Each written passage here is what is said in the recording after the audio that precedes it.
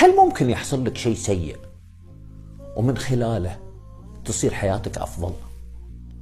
هل ممكن أنت تشوف الشيء بمنظر معين والله سبحانه وتعالى يغير هذا الشيء إلى شيء أفضل مما تراه؟ خلونا نشوف القصة هذه حورية تقص قصة حياتها. تقول أنا وصل عمري إلى 30 سنة ولا تقدم لي أحد للزواج. أنا ما تعلمت ولا أشتغل ولا أعطاني الله جمال، وبالتالي أنا غير مرغوبة. في يوم من الأيام جتني الخطابة، كنت حاطة بياناتي عند الخطابة، فجتني الخطابة وقالت لي عندي لك عرض.